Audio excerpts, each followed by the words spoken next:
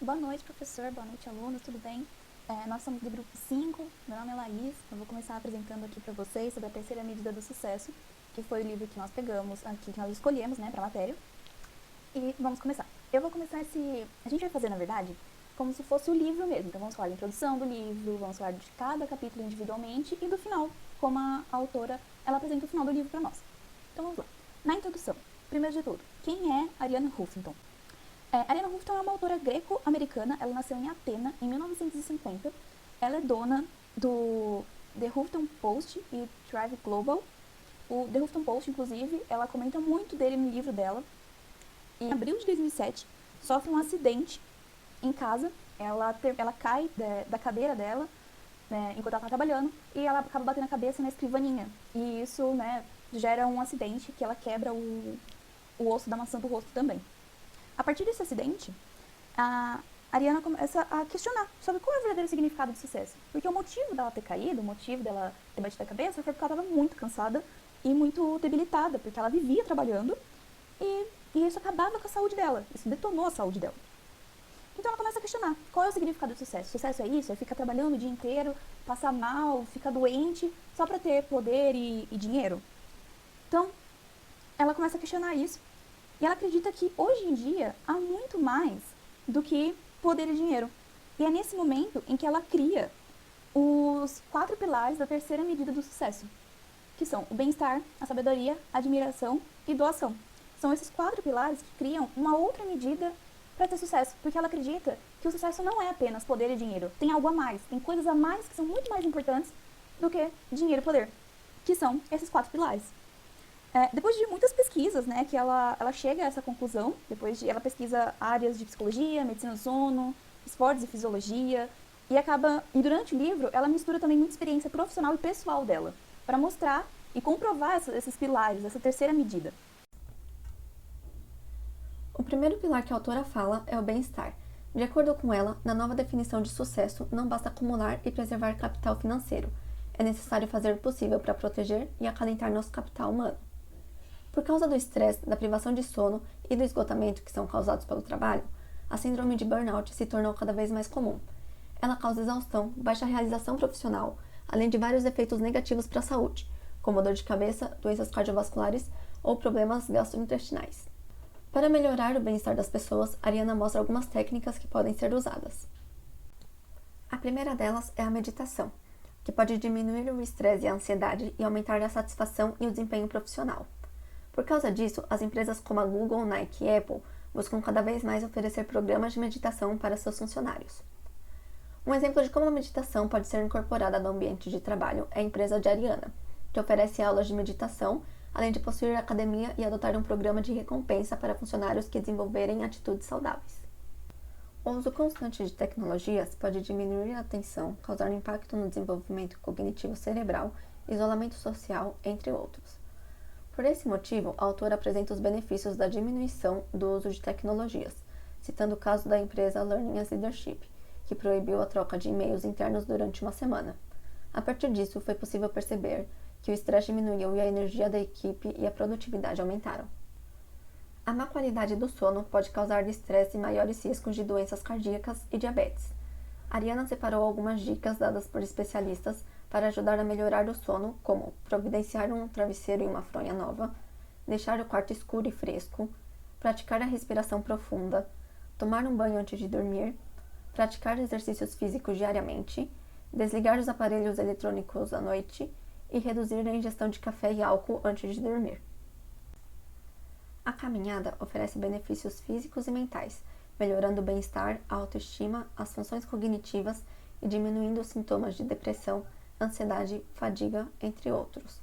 A autora usa uma expressão que significa resolver andando e defende que caminhar é a solução para muitos problemas. Por esse motivo, ela procura fazer reuniões durante caminhadas, já que as pessoas se sentem mais despertas e alegres.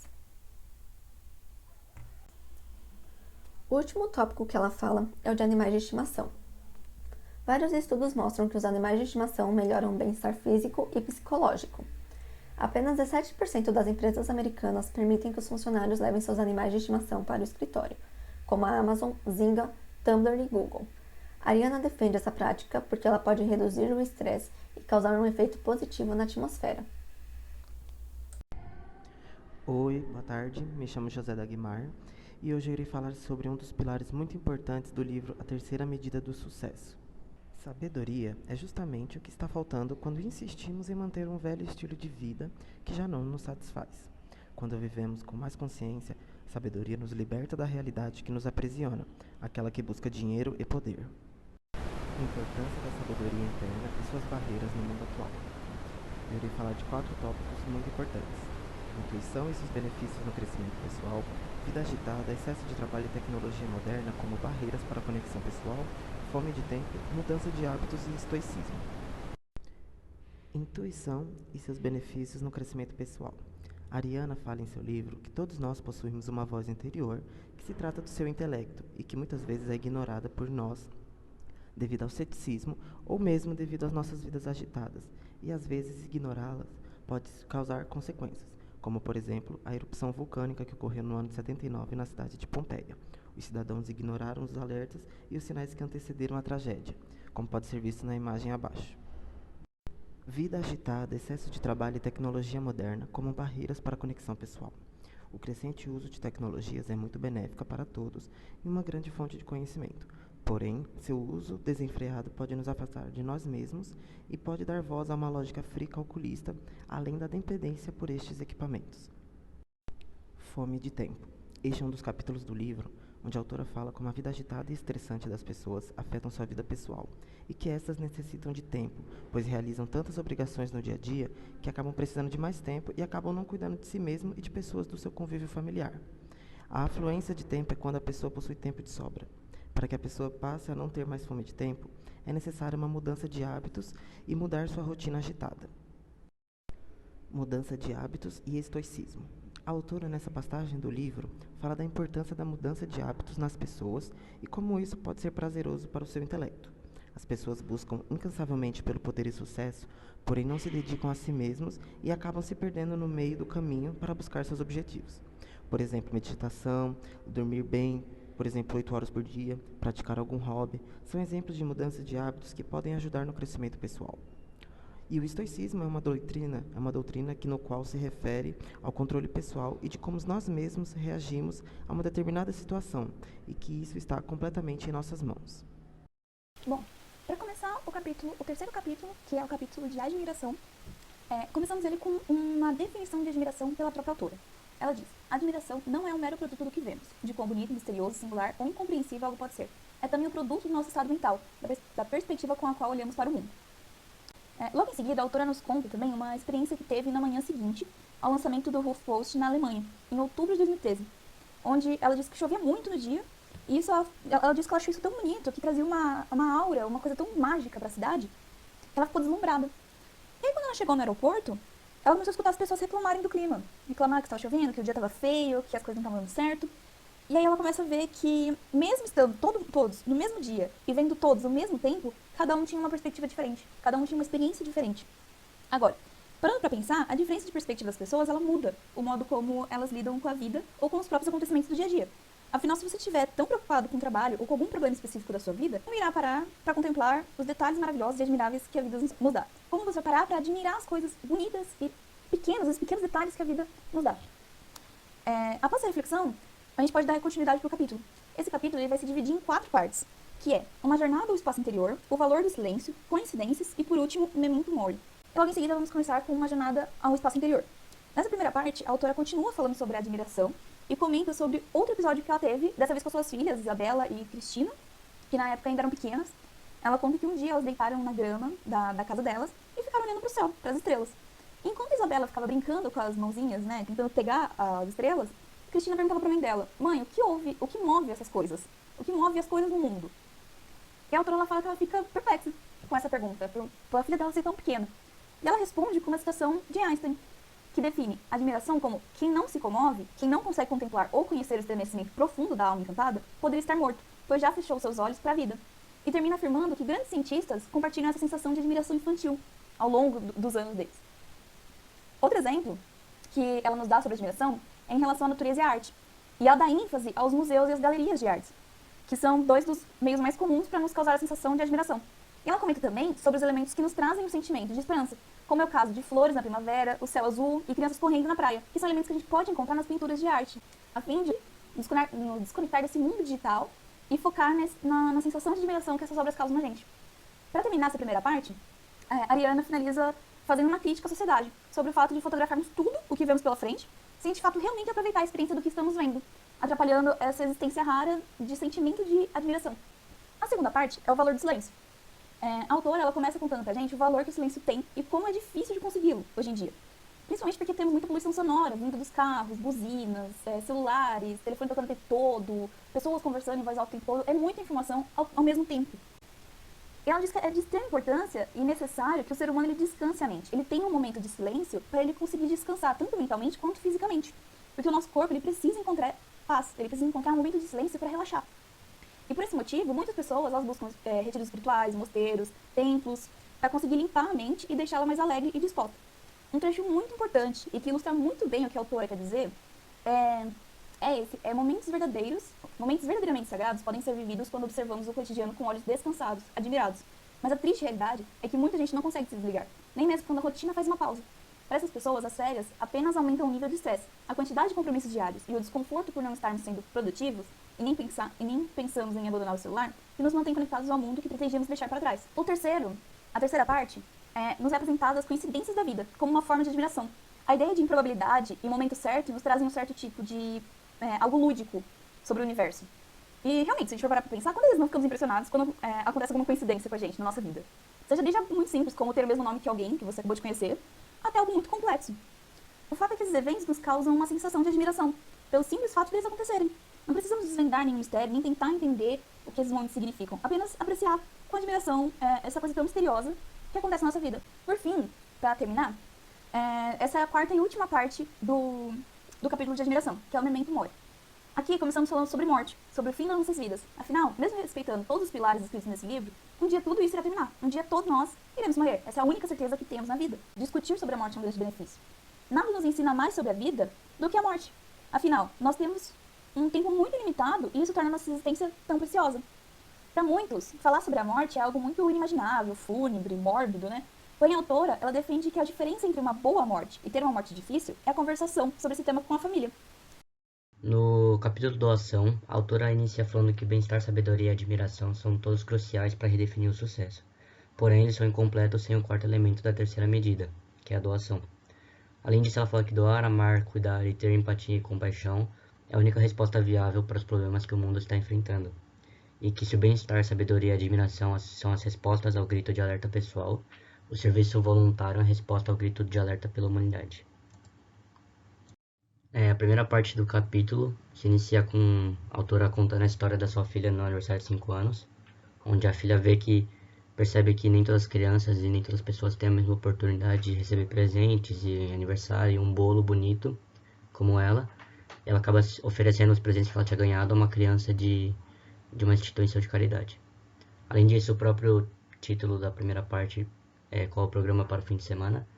Então ocorre esse dilema entre shopping, cinema, lazer e serviço voluntário, qual dos dois pode agregar mais e trazer mais benefícios à sua própria personalidade. E com essa ideia de que a compaixão neutraliza a ganância e o narcisismo, e a ideia de que a dedicação ao serviço voluntário pode ampliar as fronteiras do nosso ser. E aí a autora acaba citando um trecho do Pablo Neruda, que é: sentir o amor das pessoas que amamos é um fogo que alimenta a nossa vida, mas sentir a afeição daqueles que não conhecemos é algo ainda maior e mais bonito, porque amplia as fronteiras do nosso ser e une todas as coisas vivas. Que é sentir a empatia e a compaixão em relação aos outros e não a quem a gente conhece, amplia muito mais a nossa alma espiritual como pessoa. Nessa parte, que tem o título como Não Deveria Ser Necessário Acontecer um Desastre Natural para Mobilizarmos Nossa Humanidade, a autora acaba introduzindo a ideia de que estamos todos profundamente conectados e que só vemos isso quando acontece algum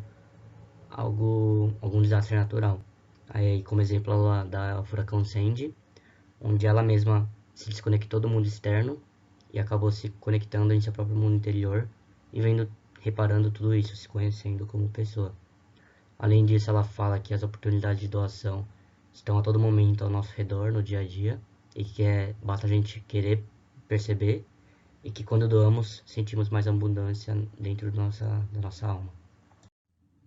Nesse trecho, ela fala um pouco sobre a diferença entre as pessoas dinâmicas e pessoas caridosas, e que não basta você ajudar por ajudar, tem que ajudar porque você quer e porque você se vê na outra pessoa. Mas além, ela fala sobre a diferença entre empatias, onde a cognitiva é saber como a outra pessoa se sente ou o que ela pensa. A emocional, você sabe o que aquela pessoa sente e você se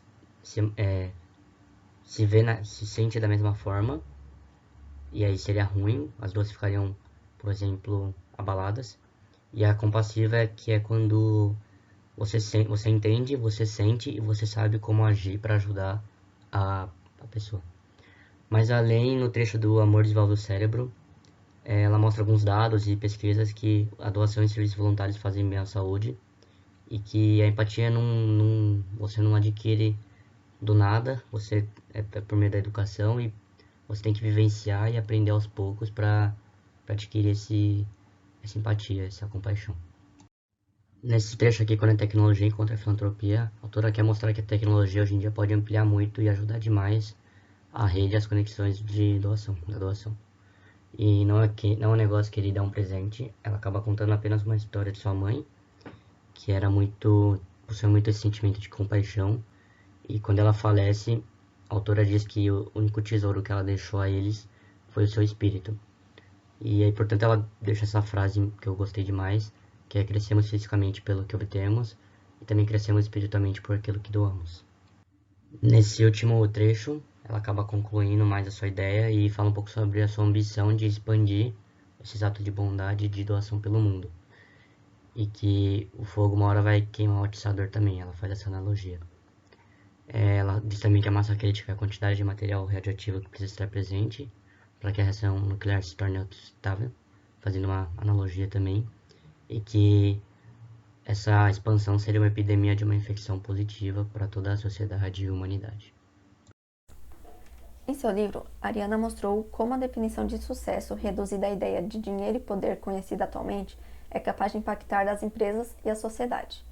Ela também deixa claro os benefícios que a terceira medida e os seus 4 pilares, bem-estar, sabedoria, admiração e doação, são capazes de proporcionar. A autora ainda reforça: mas lembre-se de que, embora a sociedade nos incite a ganhar mais dinheiro e a subir cada vez mais alto na escada do sucesso, ela quase não nos estimula a permanecer conectados com a nossa essência, a cuidar de nós mesmos, a nos aproximar dos outros, a recuperar nossa capacidade de admiração e a nos religar àquele lugar onde tudo é possível.